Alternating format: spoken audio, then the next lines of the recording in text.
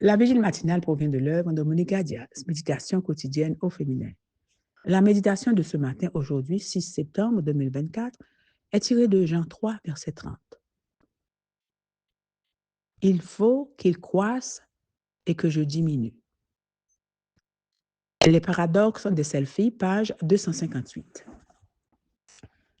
Ma sœur Scylla voulait offrir à ma mère un cadeau photographique pour son 70e anniversaire. Lorsqu'elle m'a envoyé les photos qu'elle avait sélectionnées, j'ai senti un nœud se former dans mon estomac. Elle datait d'il y a des années, bien avant l'existence des selfies, et j'étais horrifiée de m'y voir.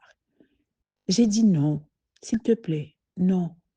Mais lorsque nous avons raccroché et que je les ai regardées de plus près, je me suis dit, ce que je projette correspond à la réalité de ce moment-là. Je ne les aime pas parce qu'elles sont trop authentiques. Pourquoi est-ce que je veux cacher mon ancienne authenticité d'adolescent? Je pense que c'est parce que j'ai pris l'habitude de retoucher les photos que je prends avec mon téléphone avant de les envoyer à quelqu'un ou de les poster sur les réseaux, cachant ainsi mon vrai visage, que je trouve parfois laid. De nos jours, c'est la chose la plus courante sur les réseaux sociaux. Nous contrôlons l'image que nous voulons projeter.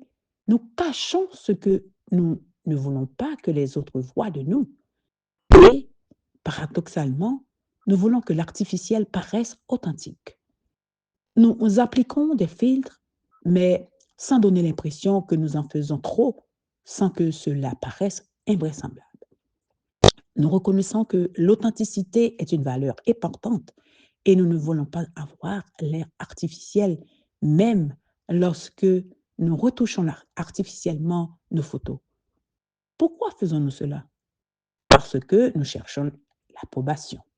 Nous voulons obtenir beaucoup de j'aime.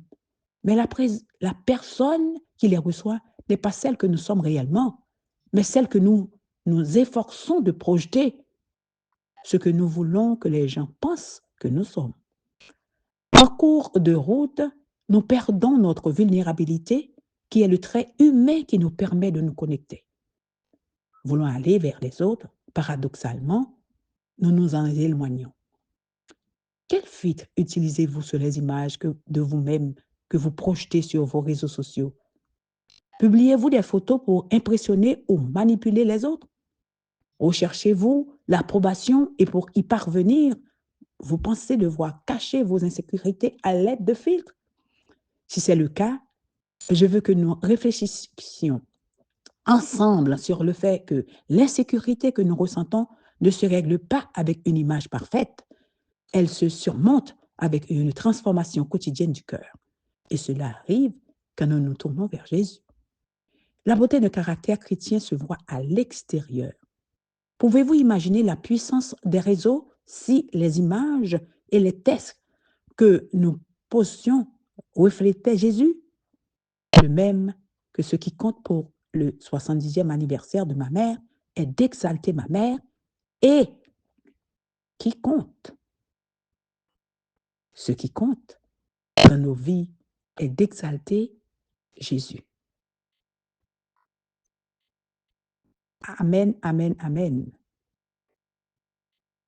Les paradoxes des selfies. Que Dieu vous bénisse. Bonne journée.